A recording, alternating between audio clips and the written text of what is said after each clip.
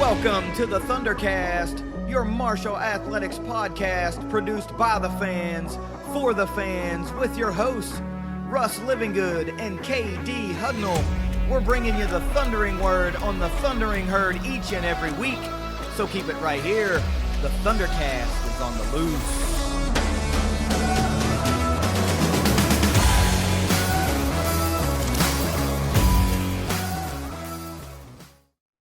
Thanks for downloading another episode of the Thundercast. You can follow us on Twitter at Thundercast_pod. And please head on over to Facebook. Give us a like over there as well. If you enjoy your podcast of the video variety, you can check out the Thundercast YouTube channel, which will be linked below in the description of the episode if you'd like to watch us on video, which we surely do appreciate. Russ, it's a kind of a melancholy week. The football season, regular season has wrapped up. On a positive note, I might add, we've got 5 things that we're going to talk about. We're going to take it a little bit around the herd since there's not a game to preview right this moment. We'll be finding out bowl destinations and stuff, I assume, probably throughout the weekend, early next week, something like that. So let's get this bad boy rolling with a quick word from our sponsors at 304carwreck.com. If you've been hurt in a wreck, visit 304carwreck.com on the web or on Facebook. Jason and Matt are experienced injury lawyers in Huntington who practice throughout West Virginia, Ohio, and Kentucky. They can't protect you from bad drivers, but they will make sure you're treated fairly by the insurance companies. Find them at 304carwreck.com. All right, Russ, let's get this final episode of the football regular season going with 5 things that every herd fan needs to know this week. As usual, these are brought to you by Ignite Link, the Tri-State's premier IT management team. Number 1, baseball stadium site prep has begun. I know you can't see this on audio, but I'm fist pumping because Earth is moving. This is awesome, right? We've been waiting a long time to get to just this point, and now it's really going. Yeah, and I have seen and heard people as early as 4 or 5 days ago on social media or message boards saying, I'll believe it when I see it, or this is yet another announcement that isn't going to go anywhere. And I get it, man. You've heard it for a long time, but I think everyone realized this one was a little bit different. Yeah. I feel like we would have already been, had COVID not hit, we probably would have been already in a different phase of this. And I will say, thankfully, things did change. So it's going to its new location versus where it was going to go. We talked about that a lot on previous episodes. But anyway, dirt is moving. Dirt is moving. Yeah, you're right. That's the thing, right? It's like for all those I need to see it type folks, which there are a lot of, and justifiably so. You know, a lot of folks have been sold a bill of goods over the decades and didn't get anything for it. So to actually see the earth moving, you know, you got to feel a little bit better about where it's at. And we know that there are shakeups in this program, right? I mean, there's a coaching search underway. There's a lot going on. And if you hope to bring somebody in to be competitive in this really good baseball conference, you're going to have to be able to pitch that we're building a stadium, you know, now. Like that can't be an empty promise now if you want to bring somebody in to try to make Marshall competitive in the Sun Belt Conference. I mean, do we have to continually say like it's about time? But it's here. I mean, it's here now. It's just going to get more exciting as we start seeing foundation laid and construction start to go up, and you can start to get a visualization of what this thing's going to look like. It's going to be pretty awesome. Yeah, so what you're going to see over there, for anyone that hasn't seen, Big Green Scholarship Foundation tweeted it out. It's probably on the Facebook as well. I believe I saw it over there. But you're going to see some large articulated trucks, which is a term that we use in the industry that I'm in. Most people would just say big dump trucks. There are some soil compactors over there.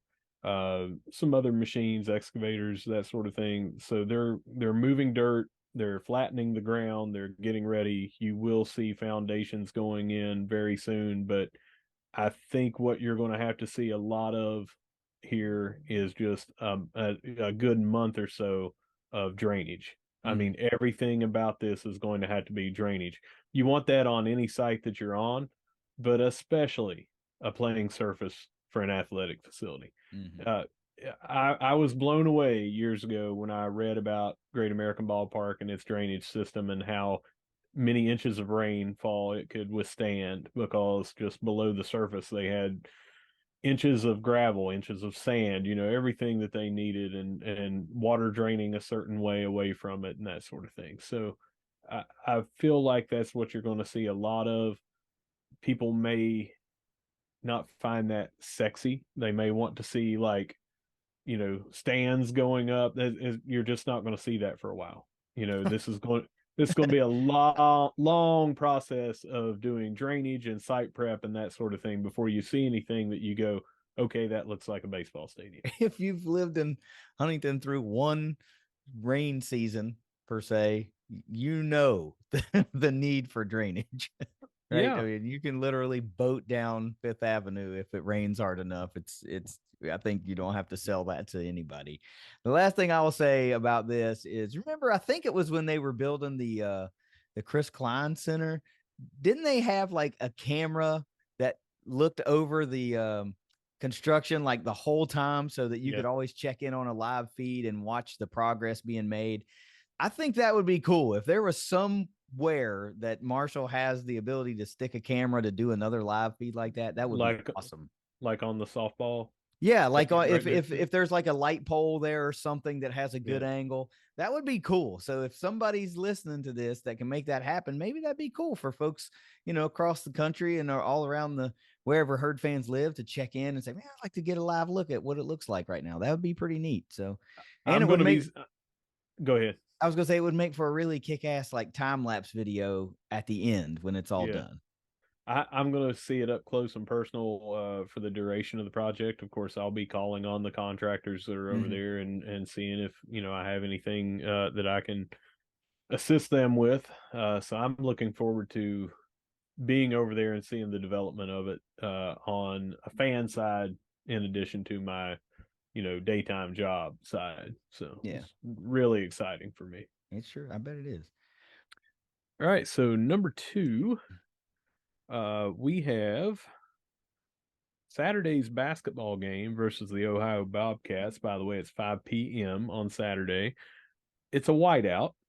So we need a bunch of people to go and wear white. Go ahead and start getting, you wear a jacket of whatever color you want. You take it off when you get in there. The cam is generally pretty warm. Mm-hmm. Mm-hmm. Wear white. Prepare now. Start picking out your gear. If you're going to the basketball game, wear white. And a quick aside, we have been telling everyone to get the Herd Zone app and do the herd lights. I watched the pregame. I again did not get to go. I had to take my kids somewhere yesterday and pick them up.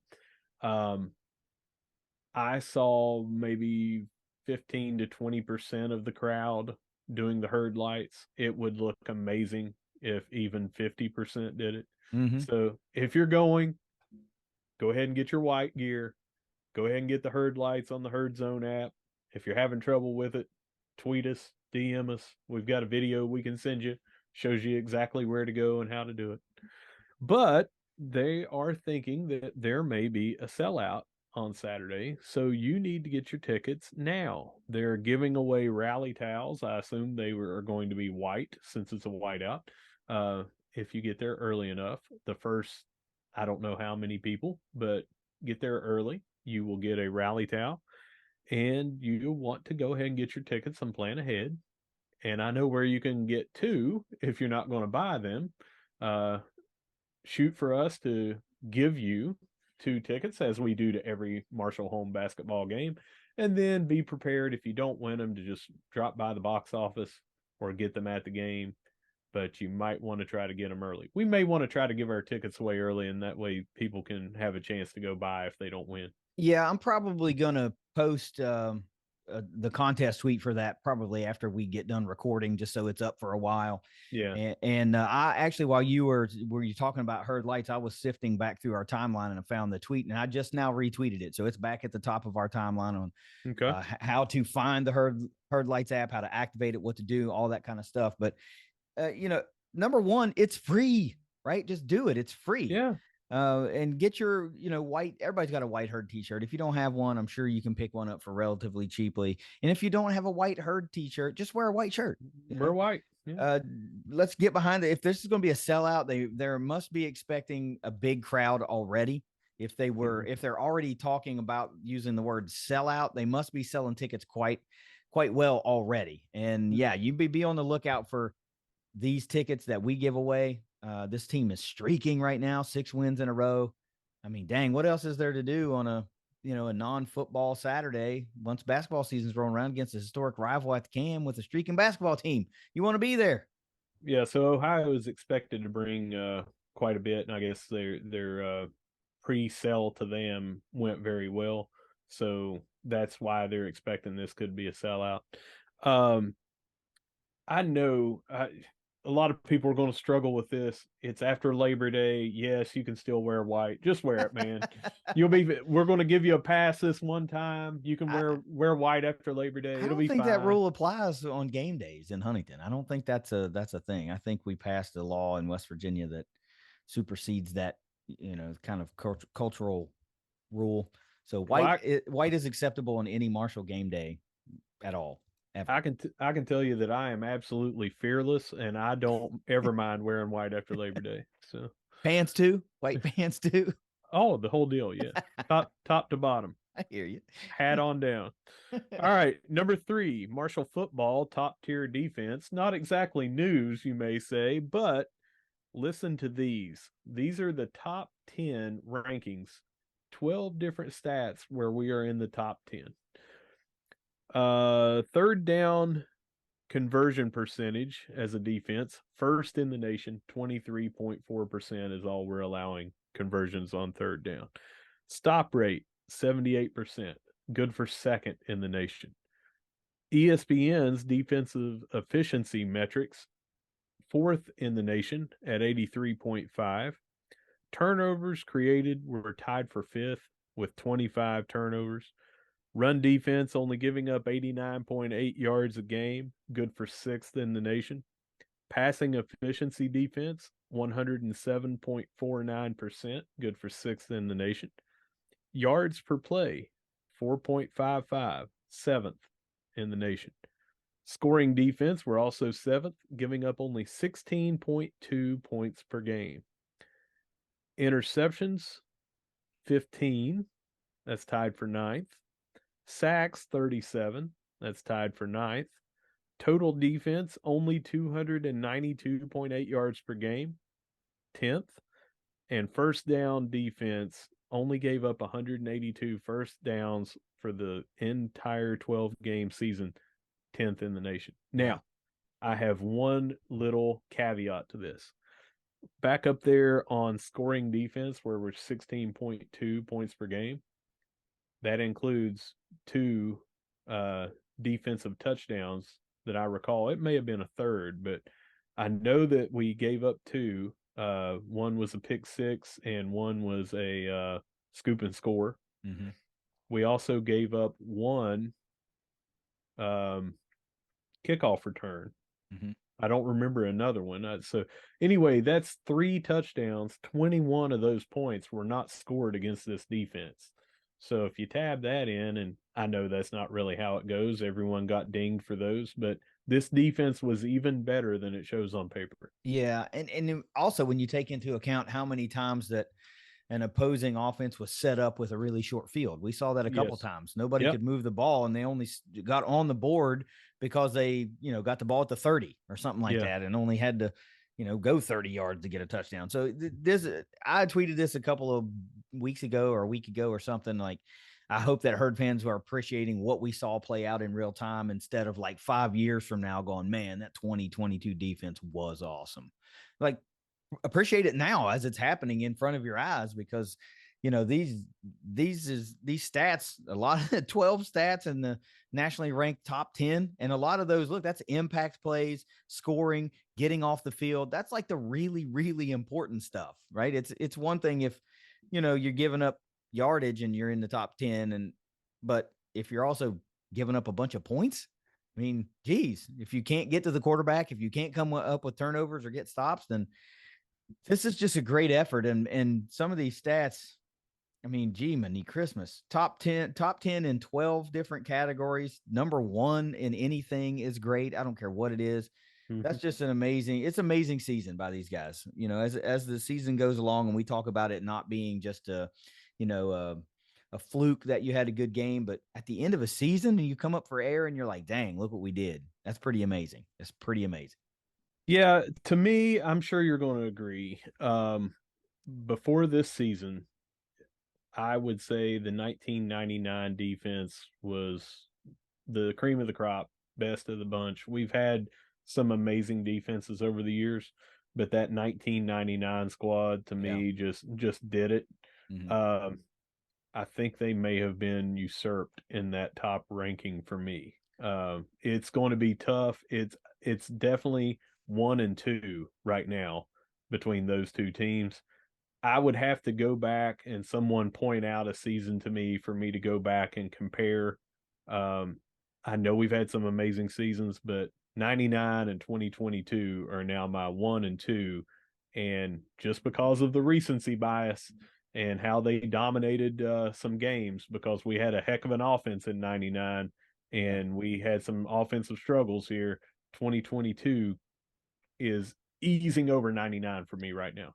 So it's a different way to look at it, right? If you're just talking about dominant defenses to be just being a dominant defense, I think the ones that come to my mind the first are 99, 2014, and now 2022. Those are the probably the three in the last however many years it is. What 20 year, 23 years or whatever, 22 years. Uh but when you start talking about a defense being the most important to that team, this one might be the one because, like you Mhm. said, 99 had no problem scoring points. Yeah. It's like this defense had to carry this team until it found its way enough to start scoring points. They won games for us flat out. They did by just just sheer dominating efforts. I mean, think about the dominating effort against James Madison. Yes, Centeo was out of that game, but think about that. It's Cam's first ever start. We were kind of wondering what we were going to see out of him. This was a pretty big away game for them. I think this wasn't even a sellout crowd up there. Yeah. So, but that defense went in and freaking dominated. I mean, Hmm. dominated.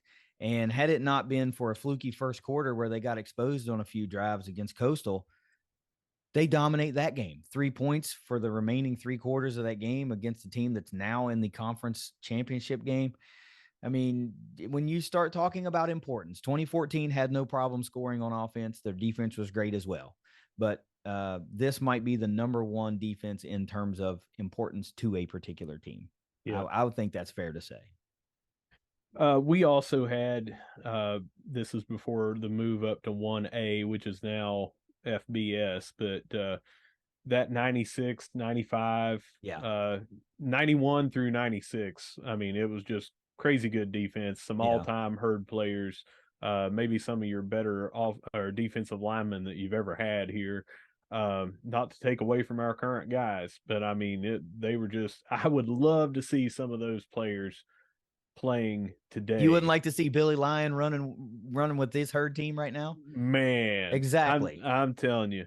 Yeah, so we have been blessed with some great defenses, and that 2014 team, they were a better scoring team than the 99 team. Yeah. So, those three that you mentioned, definitely 2022 means a lot more to the overall team and its success than 99 and 2014. But man, there were just so many NFL players on the 99 team. There were just it was just a ridiculous squad top to bottom. And it's a different world, right? Because there's no Yeah, transfer portal. There's no, right. instant or I don't want to say instant gratification, like instant improvement. You Yeah. transfer, you have to set out a year, Mhm. so unless you no, you had to, yeah, you had to sit. So it was a different world. So now there's the luxury of the transfer portal and plugging some holes immediately and getting immediately better.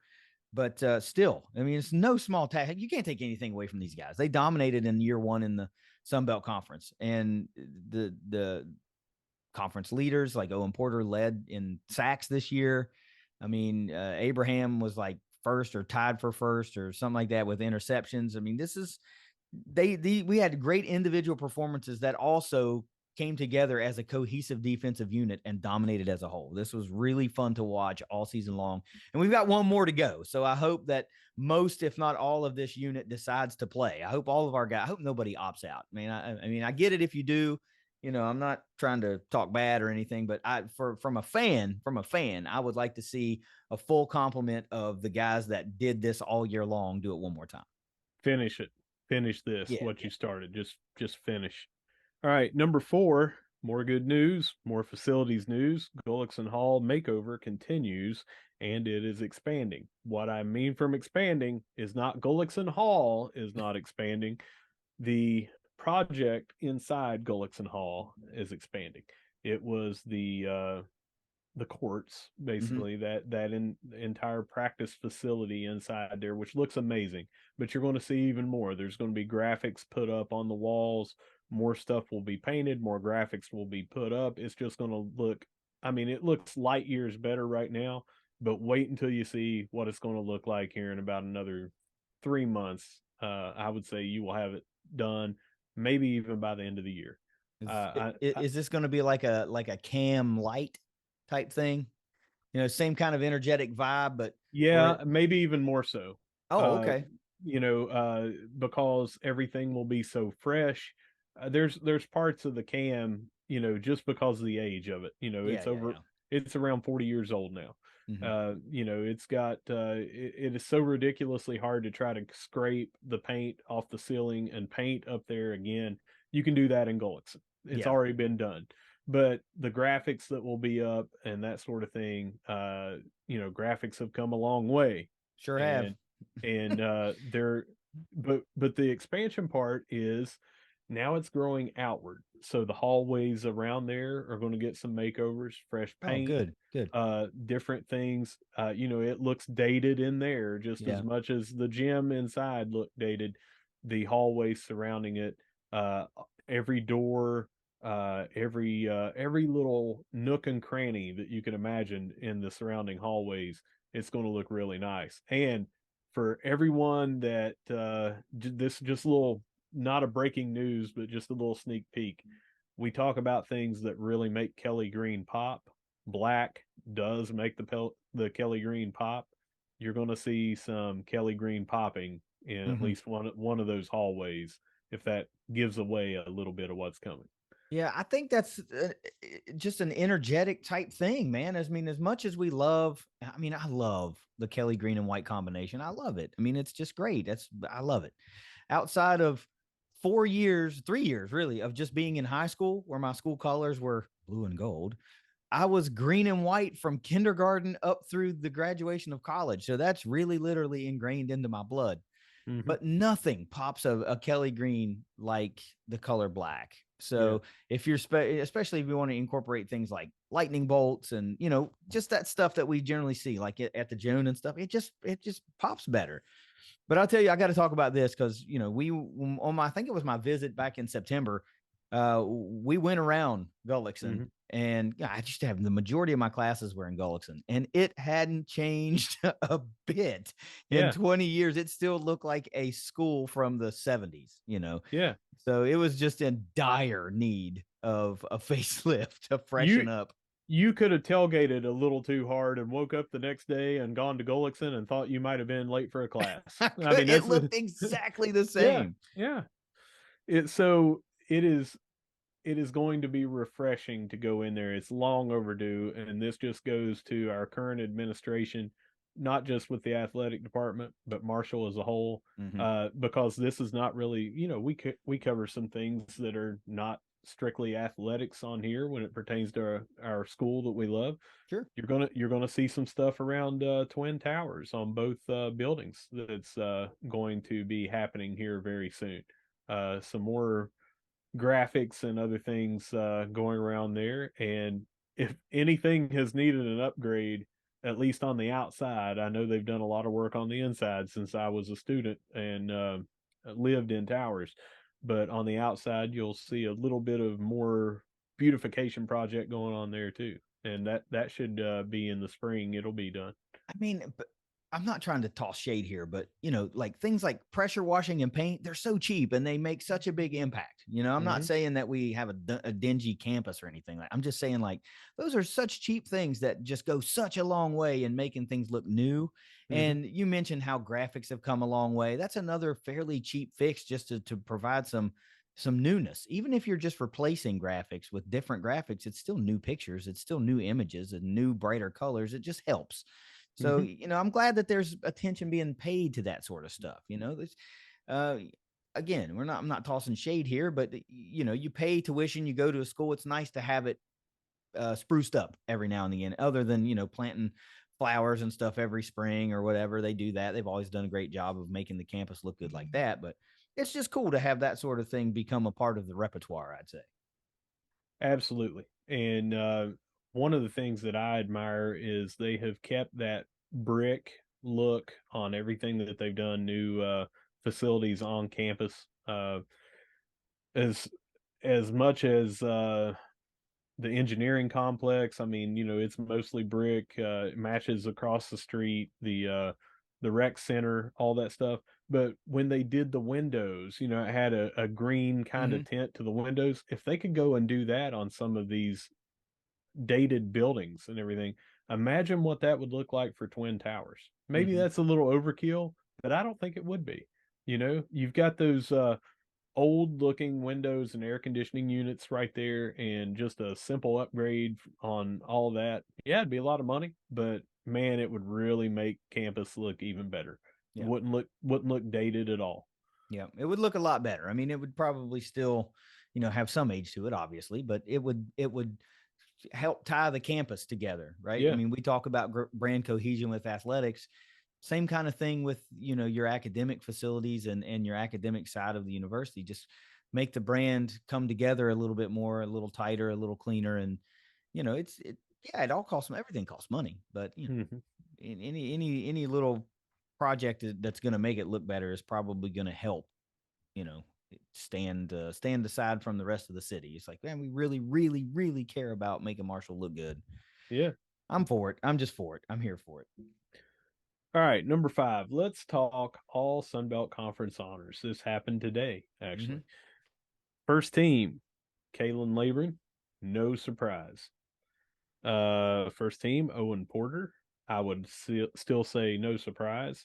I got a little bit of a tidbit on that here in a minute, and feel like you and I will have a disagreement on it, but probably not too big a one.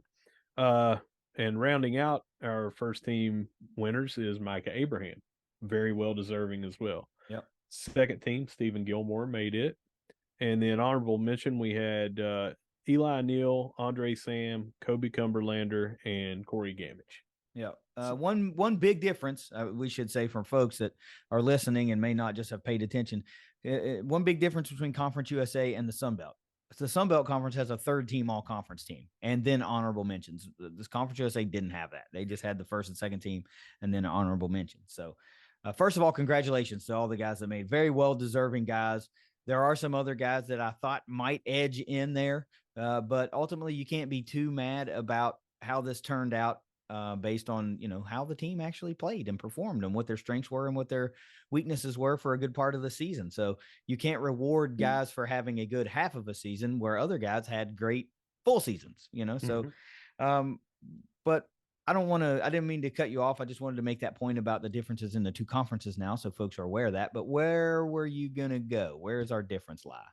Well, so I don't know it's a major difference, but I know that you uh, have a not a soft spot, but a really good thinking of defender Carlton Marshall, Yeah. and it is warranted, Yeah. right? Um, a lot of people bring up Jason Henderson with his crazy number of stats, and that is warranted. Mm-hmm. But to me, it is Owen Porter and then a pretty distant second for Defensive Player of the Year in the Sun Belt. And it did not go that way. Mm-hmm. Carlton Marshall, if I'm not mistaken, got Defensive Player of the Year. You did. And I don't want to take anything away from him, but when you look at the stats, we bring up these impact plays and everything. They got some tackles. Now it's a lot of tackles, Mm-hmm. and we saw Carlton Marshall, just absolutely dominate us, being in on every tackle and everything. But here's where my difference is. Jason Henderson had, I think, 128 assisted tackles. Right. So he was just in on it where someone else was also getting a tackle. You know, he had something like 0 sacks or half a sack maybe, and that was it. The rest of them were all tackles, and the majority of them were not solo.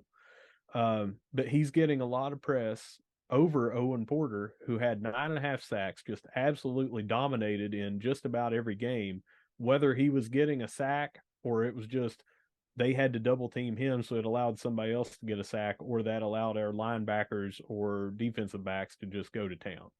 Um, Owen Porter to me is by far the defensive player of the year in the Sun Belt, and no one can argue with me and change my mind that someone that tallied a lot of assisted tackles is more deserving than someone that got 9.5 sacks and just totally took over more than one football game. Yeah. First of all, we do not disagree. I think that the number of impact plays that Owen Porter created, as well as defensive touchdowns he was in on, uh, Mm-hmm. outweigh, like, at what point does a sack, what number of assisted tackles does one sack equate to? Yeah, Right. I think that's like, where does that become even? Is it 10? Does 10 assisted tackles equal one sack when you're grading these type of things? But you're talking about two completely different positions. You're talking sure. about two linebackers that have completely different responsibilities than a guy who's an edge rusher uh, or charged with setting the edge in the run game on defense, all that kind of stuff. So I think Owen Porter also, yeah, some folks will say, well, you're the Marshall guys. Of course you're going to say that. Well, no, because I have a great amount of respect for what Carlton Marshall did this season, did throughout his career. And I think it's awesome that now the career's leader in tackles is a Sun Belt player. I think that's amazing. And it proves that how great he has been for his entire career. To that point, I think this award was given to him as a culmination of his career, right? Because he didn't lead the conference in tackles. That was Old Dominion's Henderson. linebacker. Yep. So if that's the argument you're making, then why isn't Henderson the defensive player of the year? Okay. I'm not trying to take anything away from him, but again, he didn't lead in that category either, but he's Sun Belt Conference defensive player of the year. I'm not going to get mad about it. I think it would have been a little, I don't know that you want to be like co-defensive players of the year, because then it really looks like, okay, you give the award to this guy because of the career he's had, and it was great. But I think Owen Porter was the defensive player of the year too. I do. Yeah. What he meant to this Herd defense, the catalyst that he was, the just everything about his game. And I mean, if we're really being honest about it, he's got the best celebration in college football. So He give him does. a vote for that too. But I'm not trying to be a homer here. I'm just trying to be like a fair guy. I have a great appreciation for Marshall and Henderson and the tackles that they did and the impact they made on their team. But as equally important is, Porter had 50 some tackles from a defensive end position, and also led the conference in sacks and had some defensive scores and an interception. And I mean, to me, it's him. Owen Porter's defensive player. He's the Thundercast Sunbelt Defensive Player of the Year. We'll say that. That's all that matters. It really Yeah. is. And just to drive this point home, this is for all of NCAA, not the Sun Belt. Henderson out of Old Dominion and Marshall out of Troy were number one and number two in tackles, not for the Sun Belt, for the entire NCAA. So I get it. That's Yeah. big. But Henderson in 12 games had 58 solo tackles and 128 assisted tackles. He had half a sack and one pass deflection. That's it. No interceptions, no solo sacks, no forced fumbles. He was just in on a bunch of tackles. Is he valuable to his team and his Yeah. defense? Sure. Absolutely. You know, but to me, it just does not compare. Marshall had a better because he did have an interception and a forced fumble, and he had half a sack and 112 tackles in 10 games. He was two less games than Henderson, and he just absolutely, help shut us down. But if a tackle is made after a 30-yard run, it goes down as a tackle. Mm-hmm. That doesn't make it better than a tackle that is on a 1 yard gain. And that's why tackles to me have to be taken in context. And when you're assisting on 128, yeah, you're in on everything. You've got a great motor. I'd love to have that guy on our team in the middle linebacking crew. But that just does not mean I took over a game like Owen Porter, who, by the way, did it on several occasions. Several. JMU was the most celebrated of that with his performance there. Really, he got 4.5 sacks. Just absolutely took over that game, dominated it. Without that performance, it may have been a totally different game.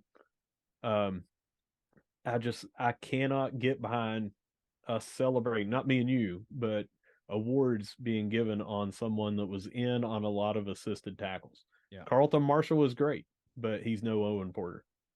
Yeah. That just tells me that those guys, and again, I love what they do, but they are set up on defenses that say, hey, you go tackle the football. We'll take care of everything else. Pass rushing, dropping back in coverage, all that kind of stuff. Your job is to find the football, tackle the football. That's it. And that's what they do. And they do it great. Right. But Owen Porter has a scoop and score in game one, an interception in game two against Notre Dame. Famously 3.5 sacks, should have been 4.5 sacks against James Madison. Taken over several games. It just, I don't know. I don't want to harp on this too long, but I get what you're saying, and I'm in agreement with you. I just think it's not going to hurt his feelings, but he had a defensive performance for the ages this season, and it's pretty impressive. It just sucks that it's not going to, a first team All Sun Belt Conference doesn't do it justice. Mm-hmm. We talked about it. Last point I want to make, talked about it before, but it reminded me so much of Jonathan Goddard in 2004 with just absolutely taking over games and being such a presence in every game that he played. All right, that does it for our 5 things. That was a lot of discussion that we had this time.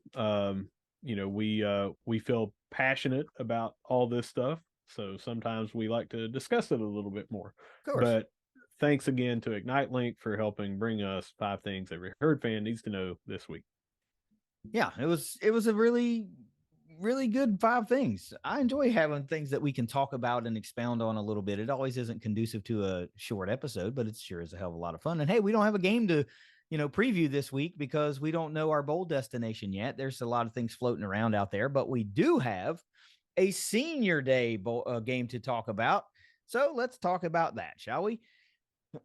Georgia State came to Huntington, and we talked about it in the preview of how they were a fairly dangerous team. We thought they were a better team than their record had indicated, and they came to town ready to play. They had nothing to lose and everything to gain in this game, and they had nothing holding them back from taking those chances and taking those risks and seeing if they paid off. And a lot of times they did. We saw this team convert a lot of third downs that were uncharacteristic for Marshall to give up. And we saw a lot of big pass plays. Jamari Thrash, what a ball player. Dang, he ended up with over 160 yards, ended up leading at the end of the game there. He ended up leading the Sun Belt Conference in receiving yards, overtaking Ollie Jennings. Just a ball player. He didn't do it just against Marshall. He did it all season long. So ultimately, it's a 28-23 win for Marshall on senior day. Not exactly the dominating performance that I was hoping to see, but hey, I'll take a dub. The dub is a dub. And it was a dominating enough performance. It took Marshall a while to get into the game, to get things going. They spotted Georgia State 10 points and they fought back, took the lead, and just kind of kept a stranglehold on the game long enough to win. Herd finished at 8-4 on the regular season, 5-3 in the Sun Belt Conference, 3rd in the Sun Belt Conference East Division. Had James Madison lost that game with a throttled Coastal Carolina, the Grayson McCullough Coastal Carolina, then the Herd would have been in 2nd place. But it is what it is. That means that they end the season on a 4-game regular season on a 4-game winning streak and won 5 of their final 6 games. Let's stop right there. Let's talk about those 2 points right there, Russ. A 4-game winning streak to end the season. 5 of your final 6 are wins. That means in the first half of the season, the Herd goes 3-3 with a huge win over number 8 Notre Dame and a couple of FCS wins. The final 6 games of the season, they go 5-1. And what we said from the preview of the season, it ain't going to get any easier after that, midweek game. It's only going to get harder. And the Herd posted a 5-1 record. Some teams underperformed. Some teams were better than we thought they were going to be, but still Marshall won. So let's just talk about that. How about ending 8-4 when we were, 3-3, trying to figure out if we could make enough noise to get a bowl, and ending on a 4-game winning streak and winning 5 of 6. Let's talk about that.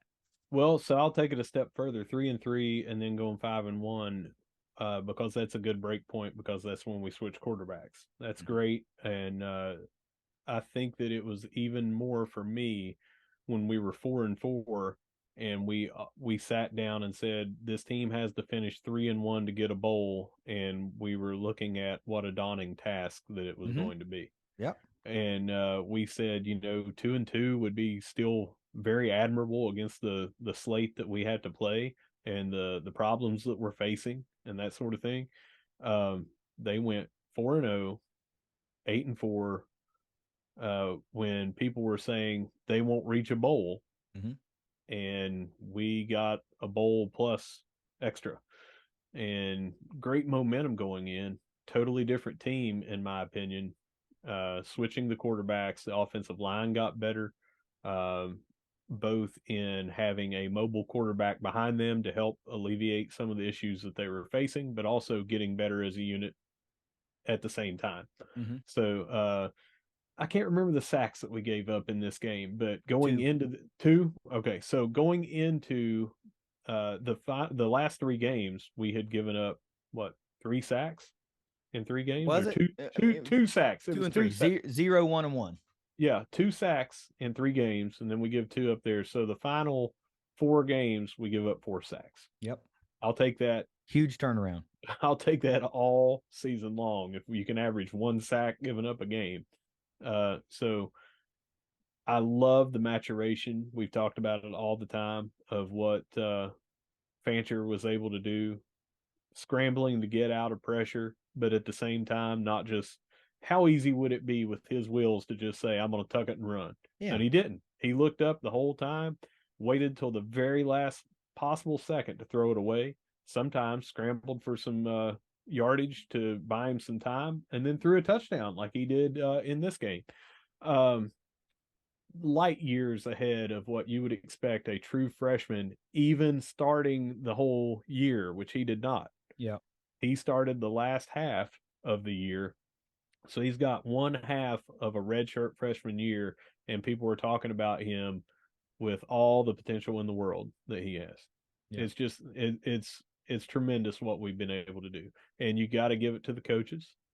They have taken an absolute hammer to the head from social media and fans, even in the stadium, trying to boo, calling for people's jobs, saying they're in over their heads.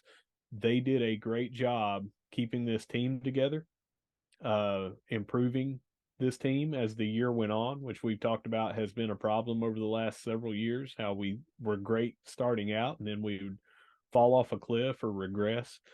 To me, the coaches deserve it, the players deserve it, and the fans that have been here believing the whole time, or even cheering on in the face of defeat and saying, I'll still be here no matter what, we all deserve it.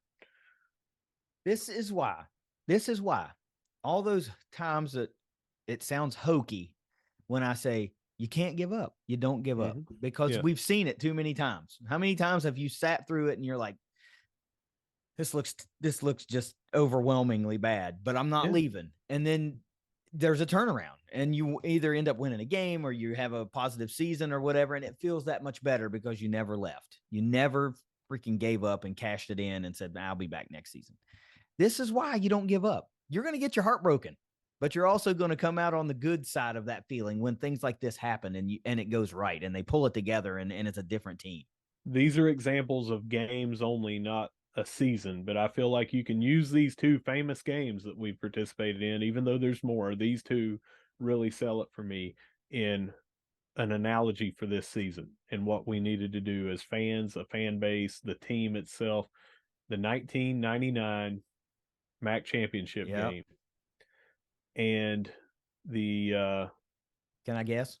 yeah, I know you got it. The 2001 2001 GMAC. GMAC, yeah, the GMAC Bowl, where we're down 38-8 at halftime. In the third quarter, actually. Late already in the third quarter, we're down 38-8. So it's not just at half.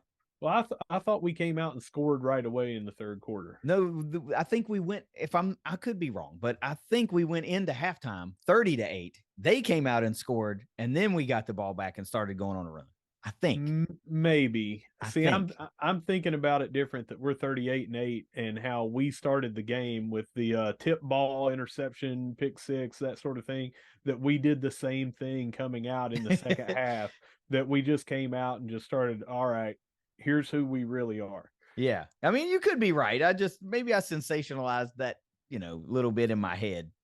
But I don't know. I remember KD said we were down by 50 with 2 minutes left. Yeah, we were down by 50 with it was a daunting task. Let's just say that. Let me look. Go ahead.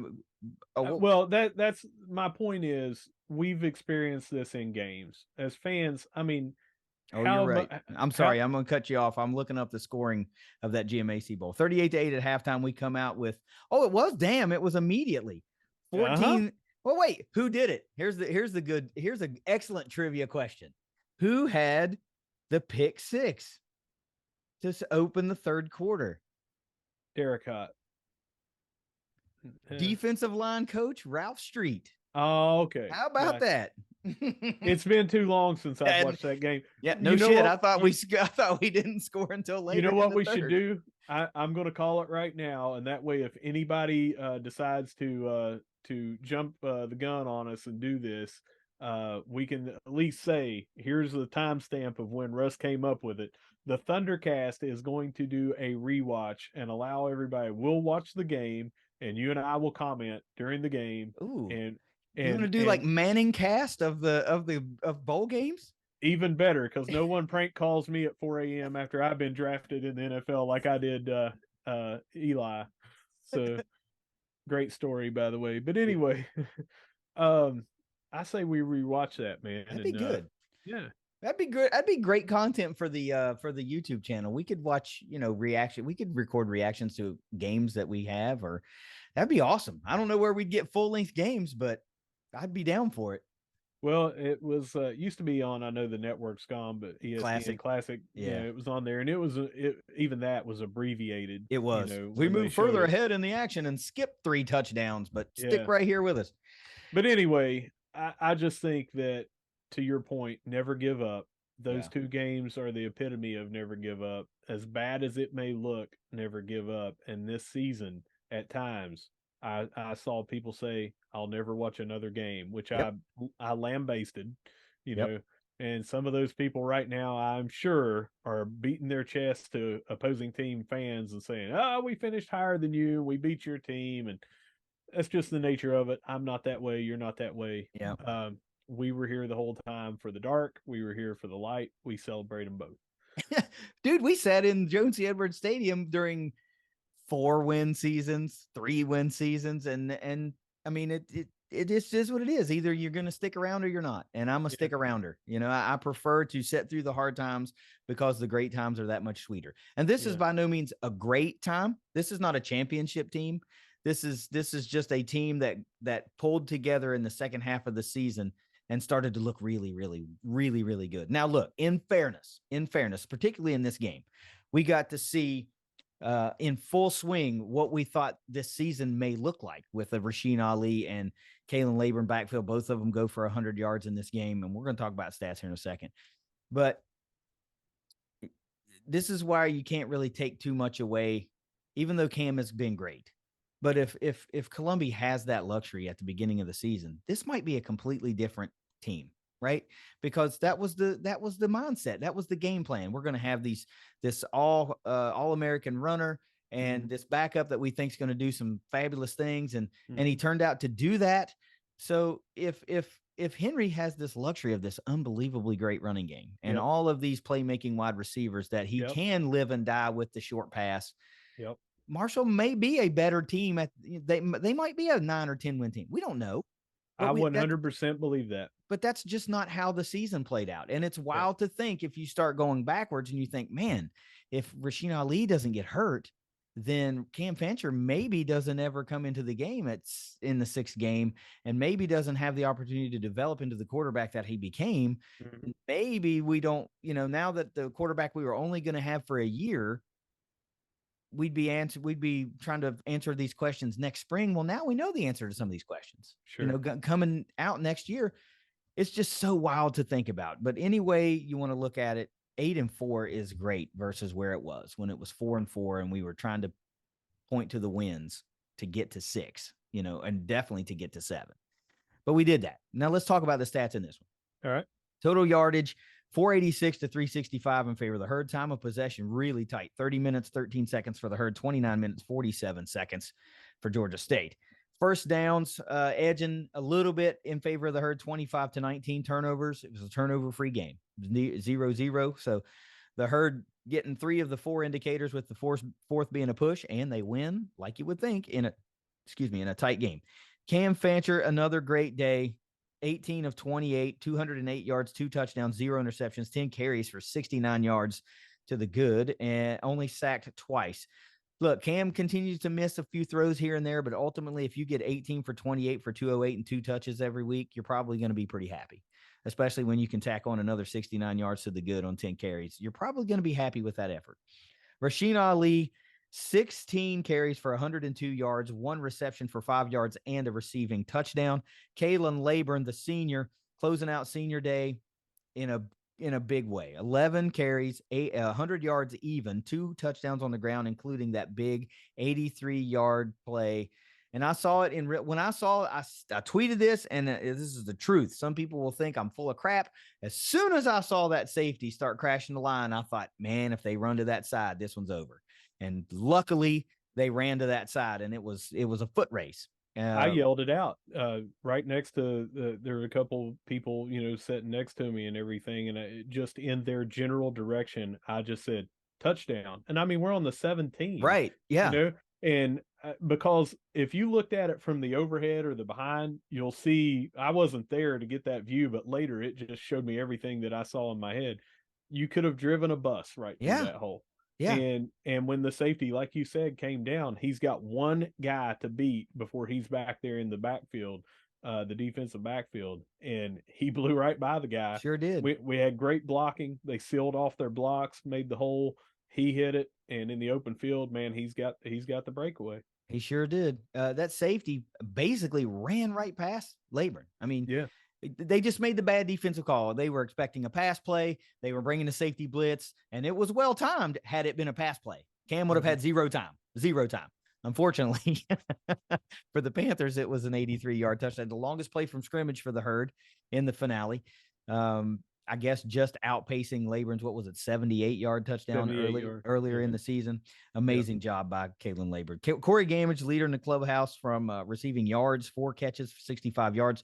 Charles Montgomery, leader in receptions, 5 for 55 yards and a touchdown. All in all, this Herd offense goes 278 rush yards, 2 100-yard rushers. They went 7 of 15 on third down, but the big one is no turnovers on the day. No turnovers on the day. Defensively, Sam Burton's 10 total tackles, 4 solo, 1 sack, a tackle for loss, and 2 quarterback hurries. Owen Porter, another great day, SBC Thundercats Defensive Player of the Year. 9 tackles, 2 solo, 1 sack, and 2 tackles for loss. Eli Neal, 8 tackles, 2 solo, 1 sack, and 3 tackles for loss. Kobe Cumberlander, the senior. Great way to close out senior day. 7 total tackles, 5 of those solo, 3 sacks, and 3 tackles for loss for Kobe. Standing ovation, sir. Way to put an exclamation point at the end of that home career for the Herd. Impact plays are all sacks. By the aforementioned Sam Burton, Owen Porter, Eli Neal, and ×3 for Kobe Cumberlander. Add on an additional sack for Charlie Gray, giving the Herd a total of 7 on the day. This Herd defense allowed just 62 rush yards on 42 attempts to the Sun Belt Conference's number 1 rushing team. They did allow over 300 yards passing to Granger, most of which to the tune of over 160 went to Jamari Thrash. We talked about those guys and the plays they made. Very impressive individual efforts for those guys. Ultimately, it just wasn't enough to get the win for the Panthers. This defense bent, but they didn't break. They gave up a fair amount of yards, some big conversions that we didn't think were going to happen. Got beat up a little bit in the pass game, but man, that rush defense came to play against this team. Special teams wise, Reese Verhoff goes 0 of 2 on field goals. And then you texted me this during the game, but I wasn't sure. Sure enough, different kicker kicking extra points. Sean Meisler, 0 of 0 on field goals, 4 of 4 on the extra points, though. Meisler's first action of 2022. He's a 5'9", 56-pound freshman from Jacksonville, North Carolina. And then John McConnell with 4 punts on the day for a 39.3-yard average, landing 2 inside the 20 with a long of 45. Now, I've got some bad news for you here. Somebody, it was either Cooper or Jennifer, shredded my previous game notes. So I don't know my keys to revisit those. So I looked all over. I think they're in the shredder. I've got mine. Mine I'll just touch on real quick. Number 1 was out Granger, and I think that we did that. He did with Thrash throw for a lot of yards. Don't want to take away his accomplishments, but we got to him 7 times, and he rushed 19 times for a total of, after the loss on the sacks, 16 yards, 0.8 yards per carry. He was their leading rusher on the season coming in. Mm-hmm. So I feel like Fancher going for 69 yards, getting 2 touchdowns to Granger's 1. We out-Grangered Granger. Number 2. I think Cam individually just did that. So, yes, as a team, for sure. Yeah. Well, that was what I was meaning, was that Cam was going to out Granger. Our defense getting to him, Cam didn't allow the defense to get to him the way we got to Granger. The number 2 was to maintain that need to win because we were already bowl eligible and everything. I feel like they faced as much adversity as they could, 2 missed field goals, giving up a 55-yard play to the tight end on the first play of the game, putting them in field position, getting some stupid penalties that put us out of field position, which we'll talk more about later.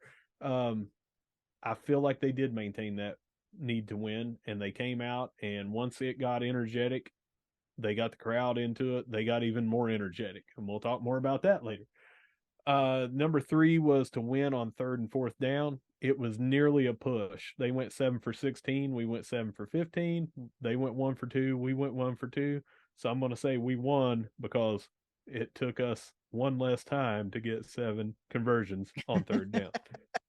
So tick, tick, tick. We won all 3 of my keys to victory.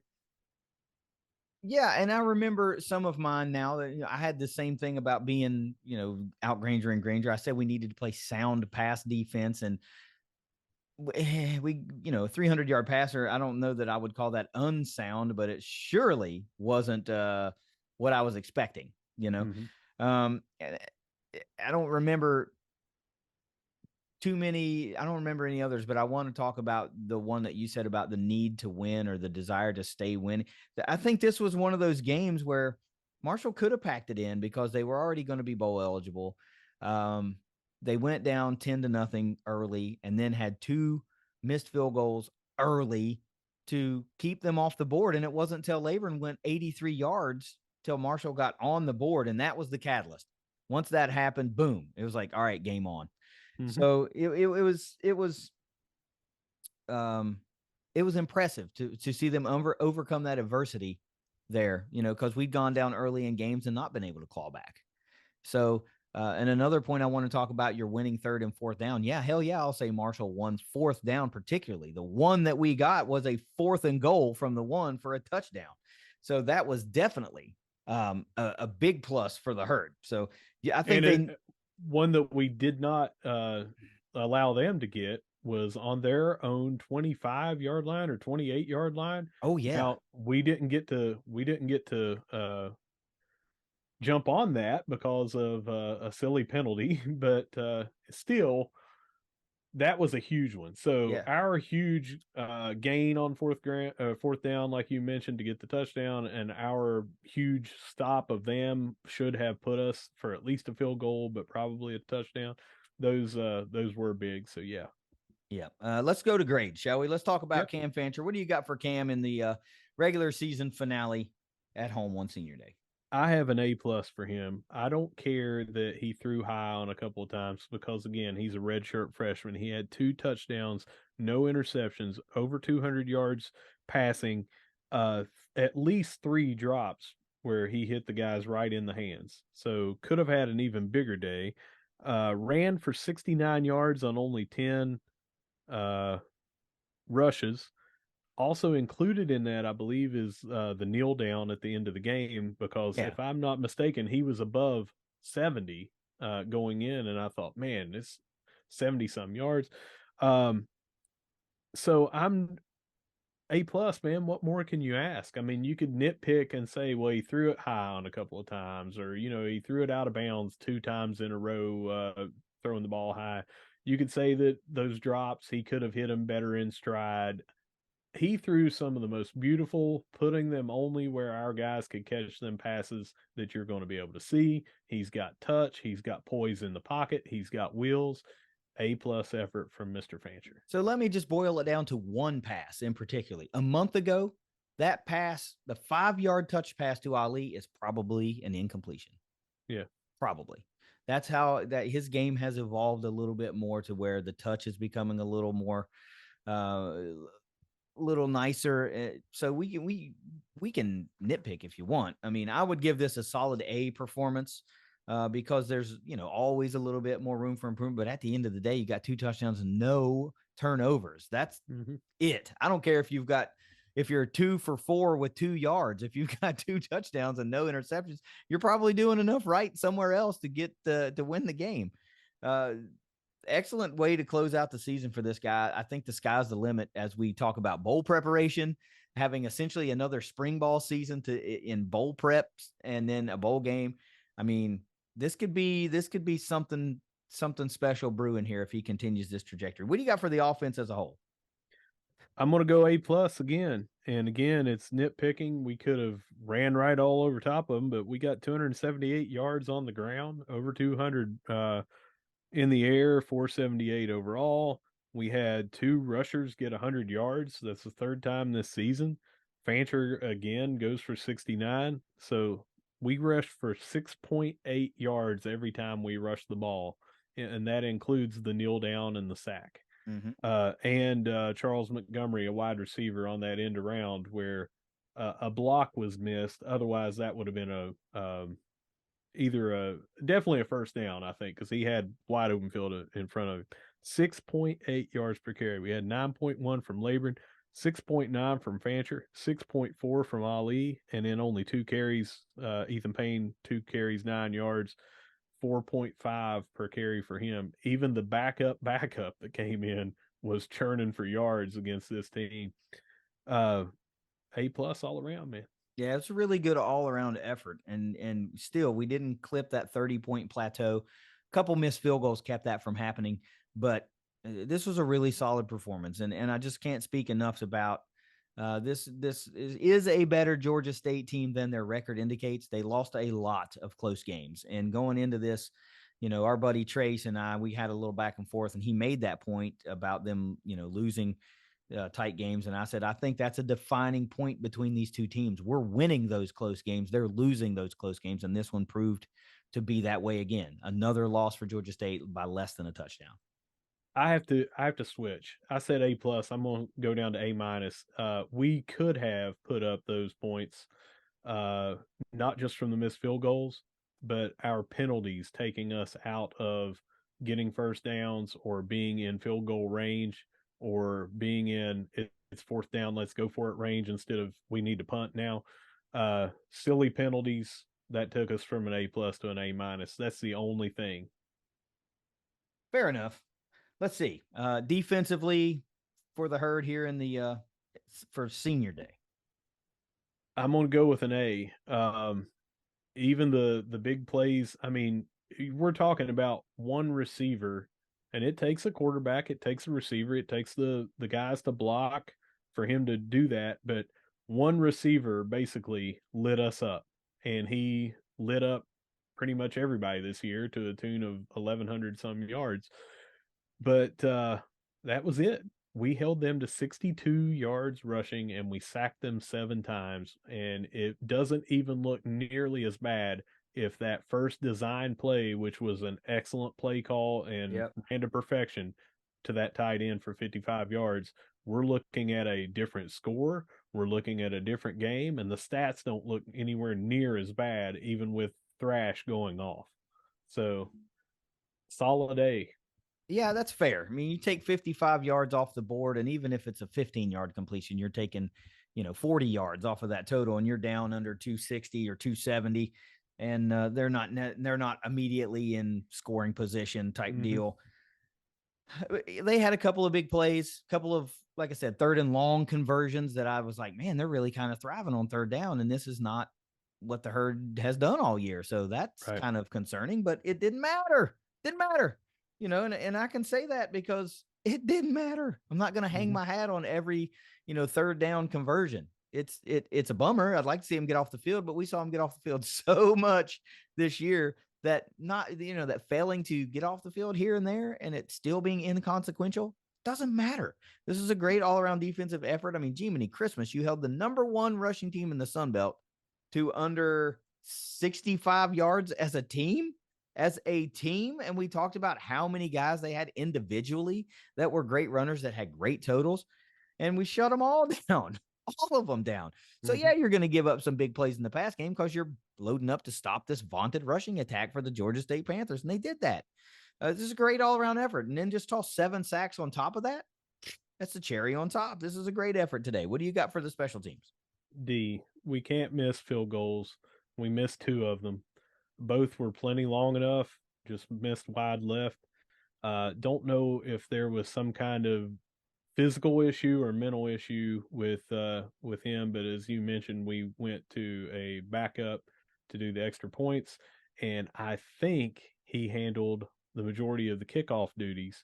But kickoffs were all high and short, and luckily a lot of those were fair catches, but we could have really given them a much better starting field position with those shorter kickoffs. So D. Yeah, it was not ideal, Mm-hmm. obviously. Uh Starting the game out like that, missing one, it's a little deflating, missing 2 in a row, moving the ball right back down the field and missing a second.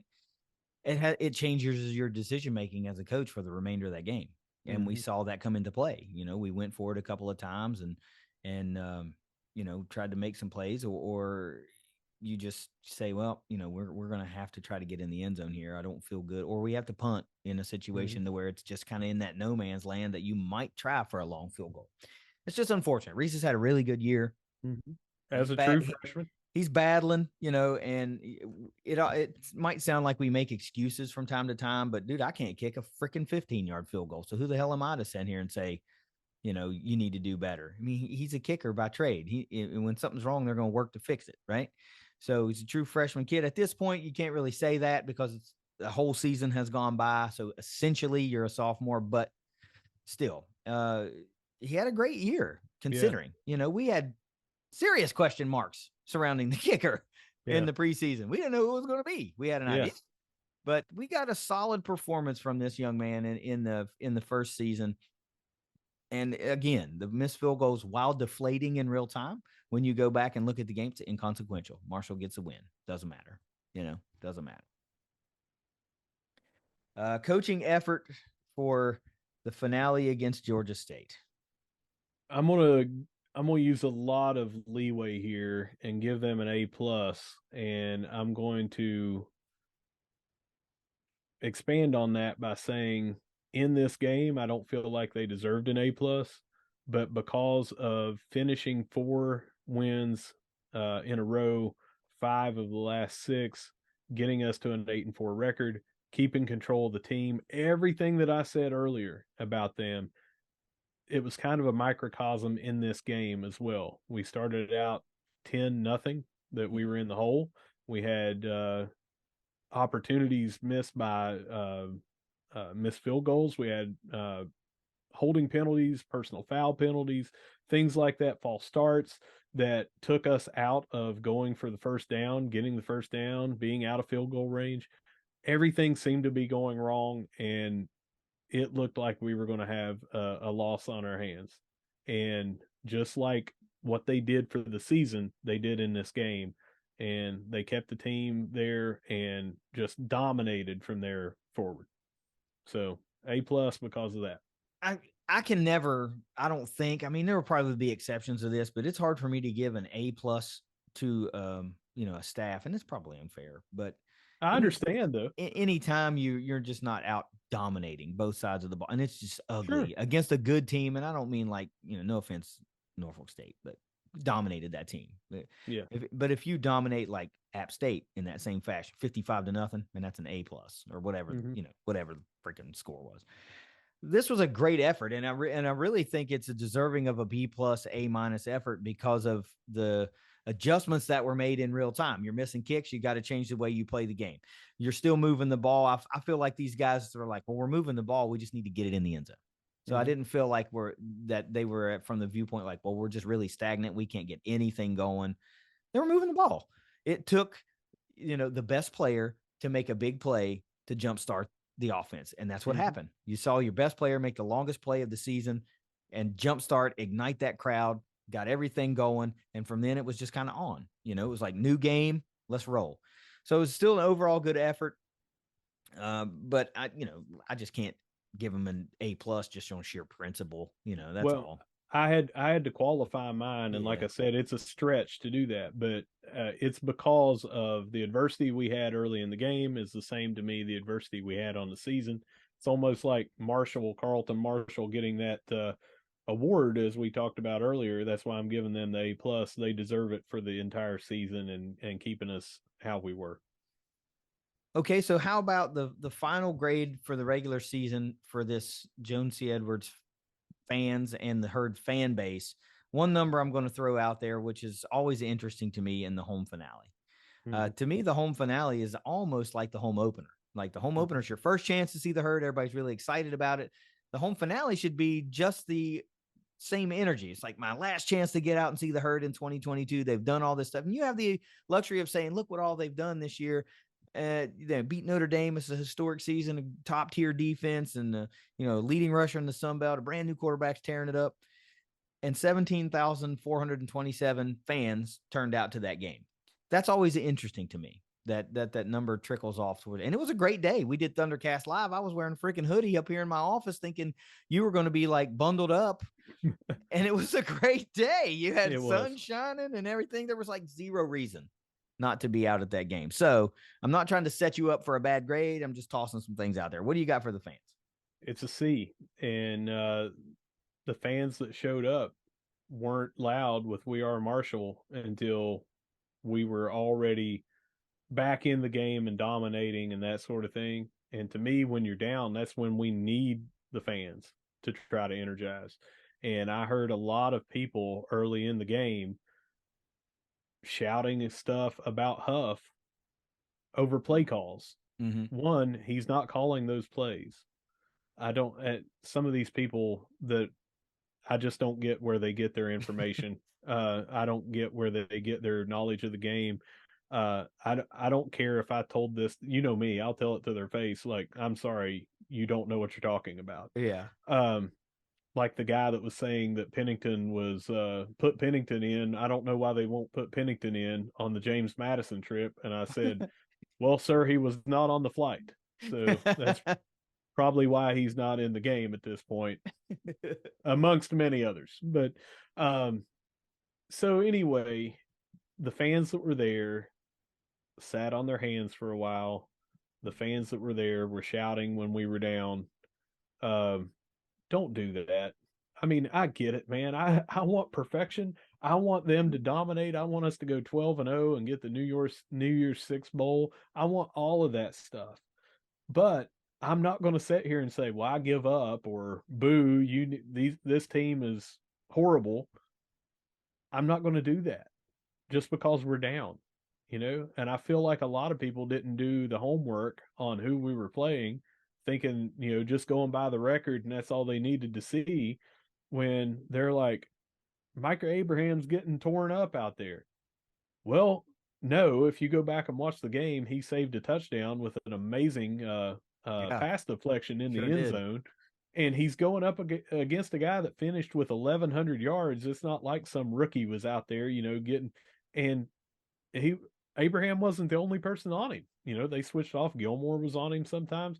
And again, we knew that guy was a threat. We talked about it. So to me, there were some really good fans there and some people that were appreciating what they could see and all that, but we still have a lot of people that are ready to say, I told you so at the first drop of anything going wrong.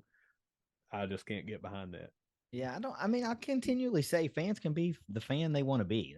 I don't Sure they care. You can. do whatever Yeah. the hell you want to do. But if you choose to be the naysayer all the time, man, that is not a world I want to live in. No. I don't mind calling it out when I see it and it's like Sure. bad, Yeah. but I choose to be supportive. I like to see our guys thrive. And I'm also willing to let the kinks work out. Not every game you start out hot and everything's clicking. Sometimes you have to find your way. And like I said earlier, we're moving the ball. We miss field goals. What do you want? Yeah. What do you want? And do you think that Reese Verhoff didn't feel worse than anyone in that Of stadium course. Of that course. missing 2 field goals? Of So course. so why try to beat him up about it? Because look at what he did at, was it James Madison? Where he had such a big game and everything. 4 for 5, I think. I mean, just maybe it's even 4 for 4, but I I just don't get it, man. These players are out there busting their humps for our enjoyment and our alma mater that we love so much. And they are not out there trying to lose. They're not out there trying to get a penalty. So, yeah, I think that if you're not doing well enough and you need to be replaced, that's just part of the game. But me as a fan, I'm not going to be out there celebrating and telling someone they suck. I don't get it. I mean, I choose to be uplifting, right? Like show Uh some huh. support to the kid because he's struggling and he needs to know he's actually got fans behind him, right? You're like, hey, it's cool, man. It's Yeah. it's cool. We'll be all right. But I don't care. I'm not here to like tell people how to be a fan. I know you're not either. Mm-hmm. But we see a lot of quick reactions when things go wrong and not enough reaction when things go right. That's all. So it'd be nice if you even that out. If folks would even that out, come with the same energy of positivity that you come with negativity. Just let it even out. That's all. And I think you will find that your experience becomes more enjoyable when you're like, hey, this is actually fun. Like, Yeah. I really like to see Cumberlander come around the edge and flatten the quarterback. That's awesome. How about, oh, then one thing we didn't even talk about. How about the freaking 3 consecutive plays with sacks on Georgia State? How about that? That doesn't Well, happen very often. That was awesome. I actually was going to bring that up in a separate thing, but that and this other thing, when Ali went in, this is our second series and his first of the game. We ended up being 3rd and 5. The first two were just kind of ho hum kind of plays or whatever. And then from that point forward, 4 plays in a row, 4 first downs, moved the ball 50 to 60 yards down the field, totally flipped it. And only, right after that, we got some penalties, false start, that sort of thing. And that's when it slowed everything down again. But you just saw when Ali came in and the capability of what this team could do, because it wasn't just him running for the first downs, it was passing for first downs. Mm-hmm.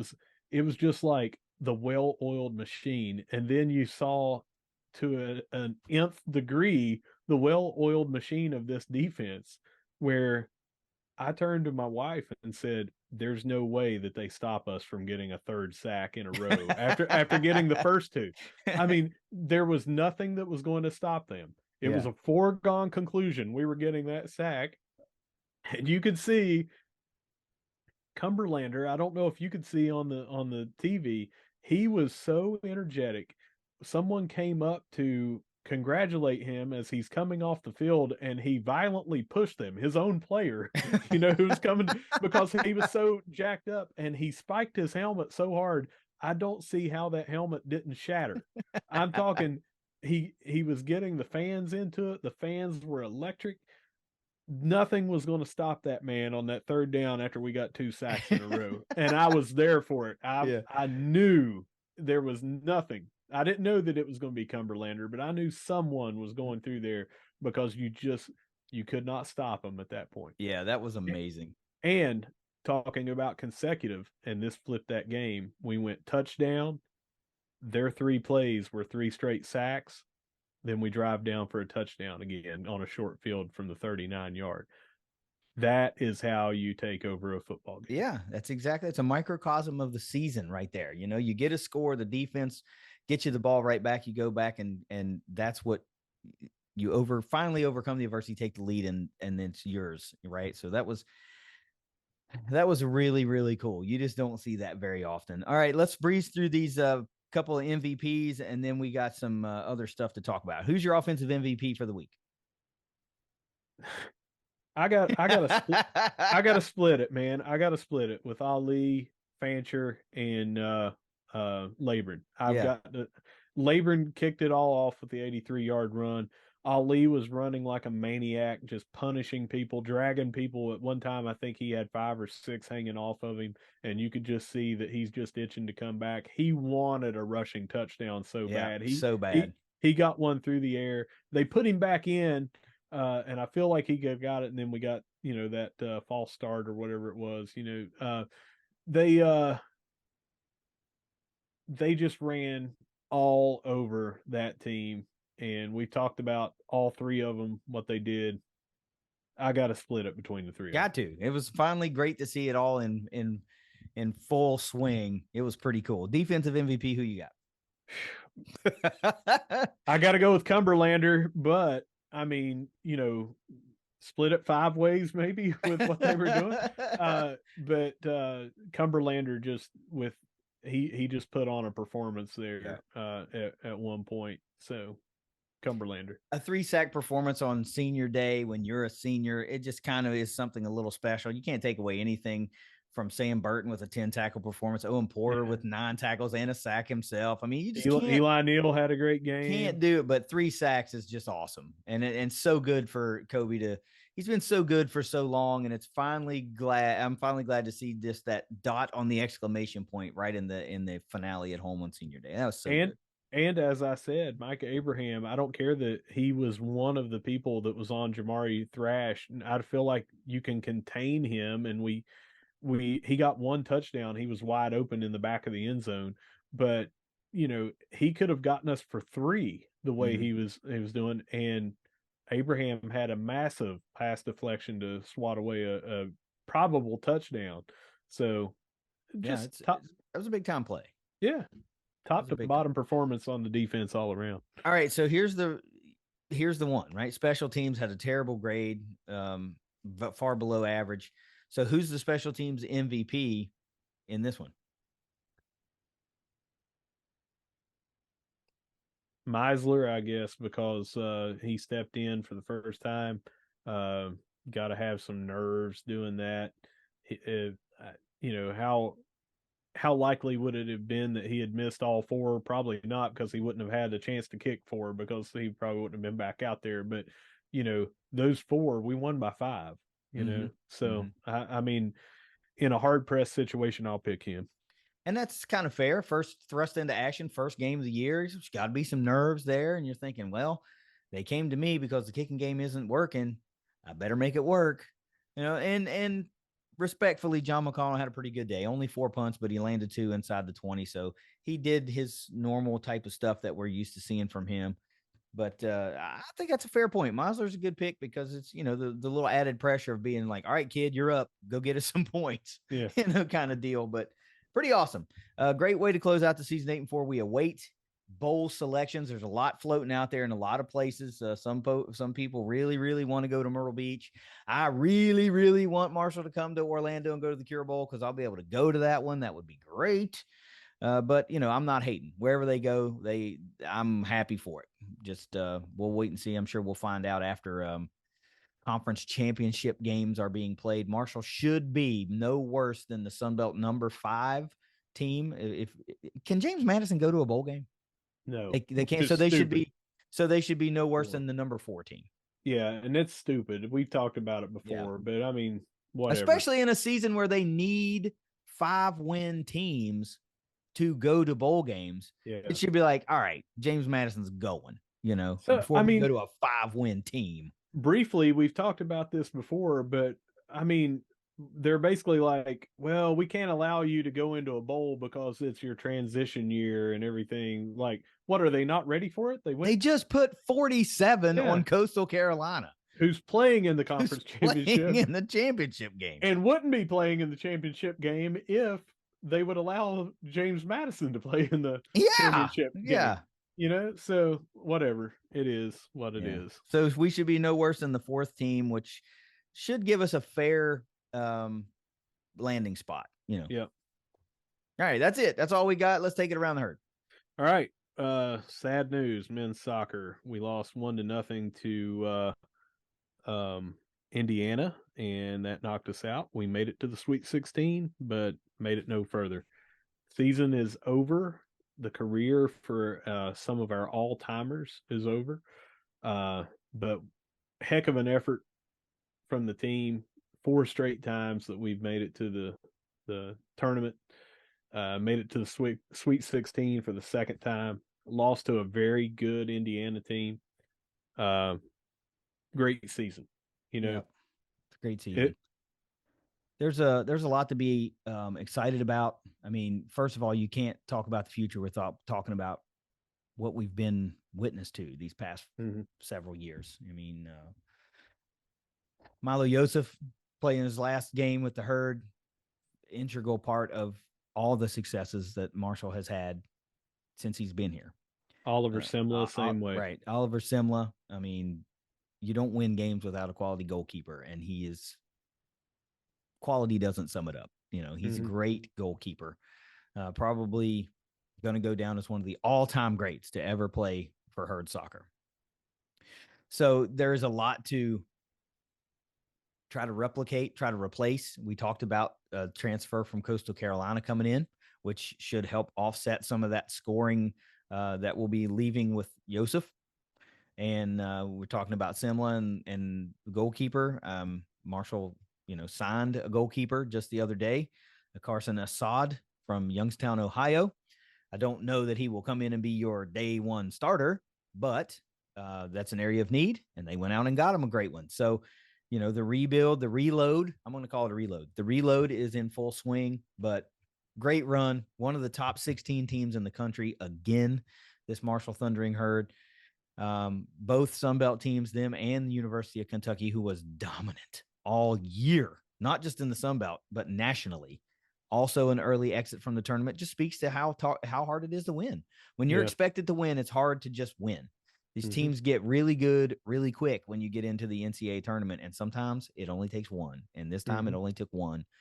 Luckily, our one was to a perennial powerhouse, Indiana. So it takes a little bit of the sting away, but sucks to see him go. It was a great And team. I tell you, man, that game, I am not saying that this caused the loss. I'm just saying this as an observation. That was one of the most loosely called, usually it's a tight, every little thing is a foul. It seems like you had to hit somebody with a tack hammer to get a foul in this game. And that was on both sides. They allowed the two teams to both be physical and to play and made it for an enjoyable game. Not a lot of stoppages here and there, but hated to see us come up on the wrong end. Switching on over to women's basketball. They were in that MTE multi-team event down in Savannah, Georgia. They won the first two, but the loss of the last game, 48-43 to Norfolk State. Then on Sunday, I think it was, they had a great comeback, feverish comeback. They were down at one point, 21 points. They hit 5 3-pointers in the last quarter. They shaved it down to as low as 4, and in the last minute or closing seconds. They lost 77-72, lost by 5 to a very good Duquesne team. They host Davis and Elkins this Sunday at 1 p.m. So going back to that Norfolk State game, who, by the way, they are currently 6-1. This is a really Right. good team. Yeah. The herd was rolling there a little ways. They've dropped their last two, but we're looking to trying to get things right. We probably have a really good shot against Davis and Elkins coming up. But going back to that Norfolk State game, 48-43. So not a lot of offensive output, but Rashala Scott continues the scoring in a feverish fashion. 17 of the herd's 43 points scored in that one. This seems like they're a very hot and cold team. In that game against Norfolk State, only 34% shooting from the floor. So when they're on, they're on. When they're not on, they're not on. And I don't know, hopefully that kind of works its way out as we go along. But Rashala Scott, game in and game out, just putting up points, scoring. I don't think we're going to have to worry about her going cold. She scores.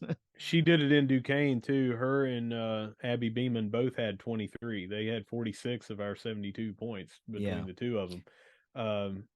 Just again, we've talked about all the newcomers that are coming here, and 6 games into the season to say we're 3-3 and we lost to Purdue, and then a very good Duquesne team with a great record, and a very good Norfolk State team with a good record. Mm-hmm. In close, all 3 of the losses have been close.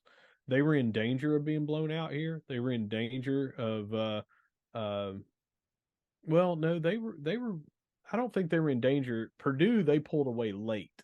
Purdue did, if I remember Duquesne correctly. was up big and Marshall came Yeah. back. Yeah, but Purdue, it was close until the very end, if I remember. Mm-hmm. So anyway, a great game in their 3 losses to some really good teams. So I think this is a drastically improved team, and for them to have so many new parts and having to integrate all these new players into the system and 6 games into it, and they've got 3 quality losses, I would say, Yeah. out of their 6 games. I'm going to say that they're going to make a splash in the Sun Belt. Yeah, I'm not going to pin this all on one gal, right? But in that game against Norfolk State, Abby only had 2 points, and that's a huge difference in scoring, right? They only put up 40 some points. Well, in this game against Duquesne, which was also a loss, 72 points, and she has 23 points. So it seems like if Abby's hot, then the scoring is higher, obviously. Rashala Scott seems to just be scoring no matter what. So again, I can't just pin this all on Abby, but she's the catalyst for this offense. She's the point guard, and if she's hitting shots and going to get the double digits up in the teens, edging towards 20, it looks like Marshall's got a much better chance of winning than if she's a little bit colder from the field. So Davis and Elkins coming up. When is that? That's Sunday. Sunday at 1. Yeah. We'll have tickets. Obviously, we really want folks to go to these games, man. I mean, just go. We're giving you free tickets, and I'm not trying to I've said not trying to throw shade a lot in this episode, but the house isn't packed, right? The cam is not packed for these games. So if you go, it's general admission. You just need a ticket to get in. We got the tickets. You can sit close. You can be up on top of the action, or if you prefer to be away from the action and sit alone and just kind of do your own thing, you'll probably be able to do that too. We just want to get some fan support for this team because we think during the Sun Belt conference, this team will be battle tested. Their record might not be blow you away, but they'll be battle tested and ready to compete, and they could raise some eyebrows in this conference slate. And having people in the stands helps the team, compete. We know that. So take advantage, enter, get some tickets, go to the damn game. Keeping it with round ball, men's basketball, they beat Morehead State like a drum on Saturday, 83-59. And then a very good. Now, listen, we have struggled mightily, especially when we go down to Morehead State to that gym. And to me, this just shows that this is a different team. And we're not going to take that anymore. I love that. Beat them like a drum. Yeah. So Akron who is always a really good team, and they made the NCAA tournament last year. We beat them 68-57. It was a back and forth. Seems like we'd be up by a ton. At one point, we were up 21-7, and then 25-9. And then they would make a little bit of a run, 25-13, call a timeout, and then we kind of handle them. It got down a couple times to 6-8, real close, and then we would just, with talent, pull away again. 1-11 against a very good squad. Then our next game is the big one we talked about during the five things. We got Ohio at home this Saturday, and it's at 5 p.m. Go get a white herd shirt. If you don't have one, get ready to go to the game and take part in the whiteout. Download the freaking Herd Zone app, activate the Herd Lights feature, and enter our contest tweets so you might win some freaking tickets for free. We've got 2 seats in the upper bowl, and they're on the aisle. We try to give us like a little extra leg room. We're trying to do it right here for you folks, man. Let's go back and talk about some of the stats here from the Morehead State and then the Akron game. That game against Morehead, excellent distribution of points. Really, I mean, like a lot of guys were in double. We had 1, 2, 3, 4, 5 guys in double digits, and Obina had 8. So almost 6 guys in double digits. That starting 5, geez, Henlogden 14 points, 14 rebounds, Kerfman 10 points, Andy Taylor 19 points, Kinsey 15 points. Both of those guys, Taylor and Kinsey, over 50% from the floor. I mean, in the game, the Herd shot 54%, just 30% from 3-point, though. So that's nice to know that this team doesn't exclusively live and die by the 3-point shot this year. I mean, it's always going to be a big part of the game, but, to be able to just live on normal field goals is pretty nice, too. And then against Akron, a little bit more concentrated of the scoring. Kerfman, Taylor, and Kinsey account for double-digit scoring. Jacob Connor has 9, so he is right there. 15 for Kerfman on 5 of 11 from 3-point range.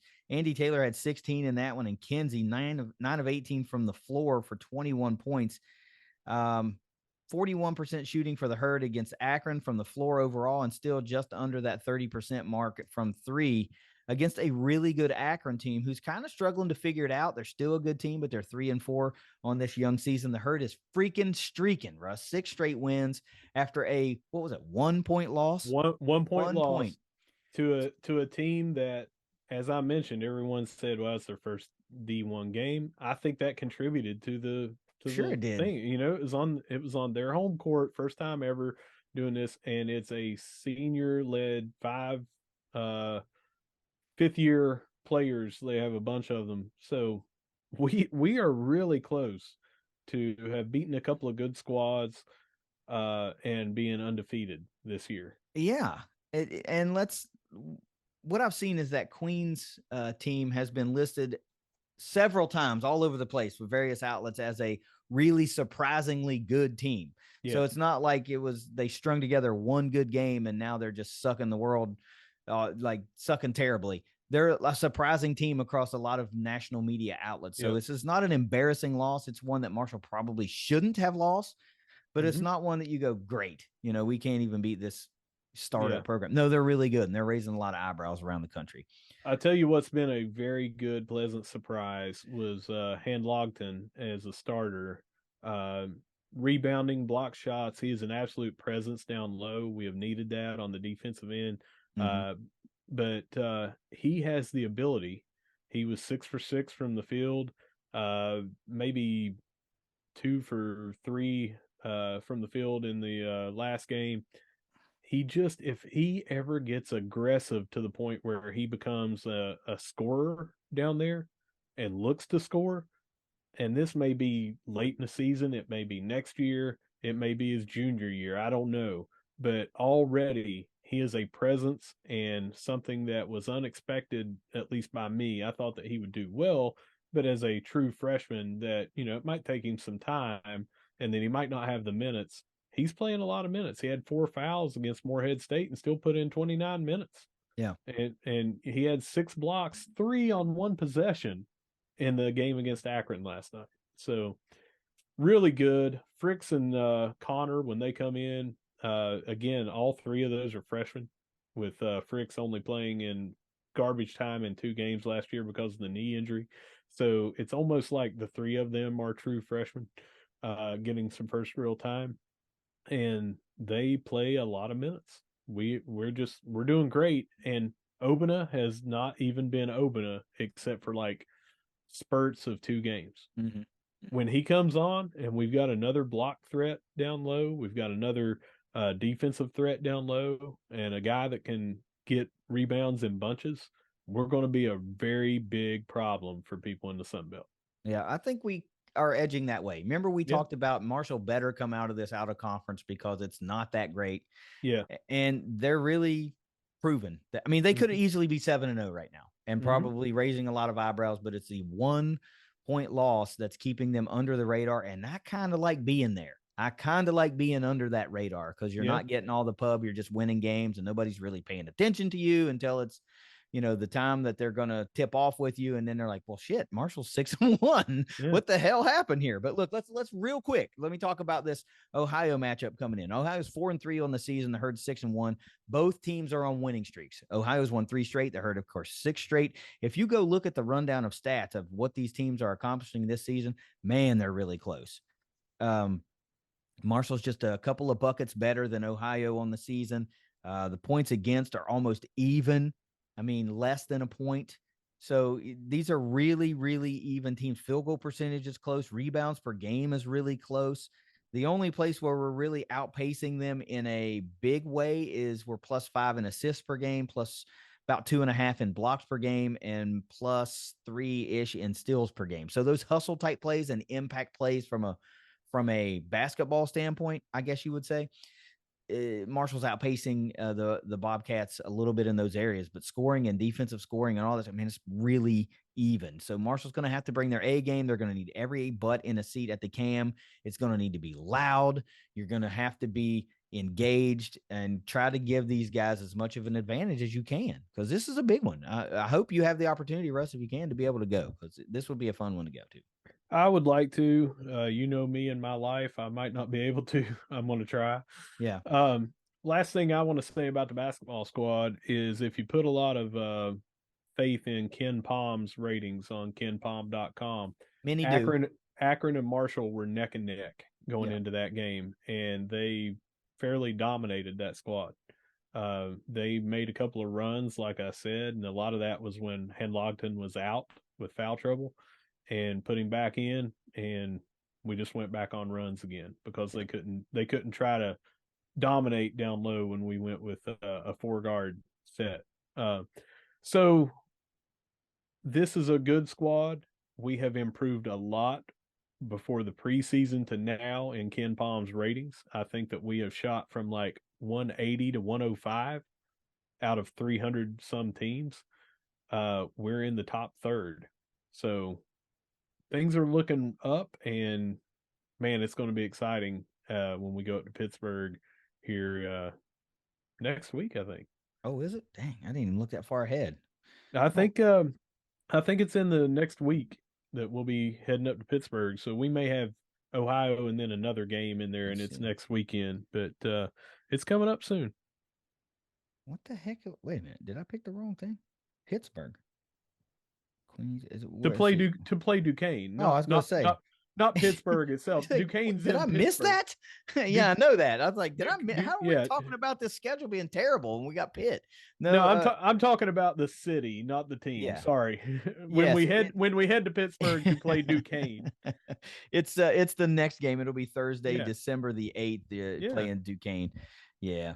My bad. I thought I got a heart attack on that one. I thought you knew what I was talking about, but I didn't say what I was talking about. So yeah, I'll get it right next time. Well, that's it. That's all we got for Around the Herd. So if you got any final words, let's have them. Otherwise, take us out of here. Thanks to our sponsors. We love you guys. If you're wanting to sponsor, like what we're doing here at Thundercast, reach out to us. Give us a DM. We'd love to have you and bring you on board. Yep. Other than that, if you see us around the camp, if you see us around the Joan, if you see us waiting to see what bowl game we're going to get and then celebrating, or if you see us going up to Pittsburgh to play Duquesne, not Pitt, no matter where you see us, we're going to be saying, go Herd. Go Herd. It's the Thundercast. We'll see you next week. Later.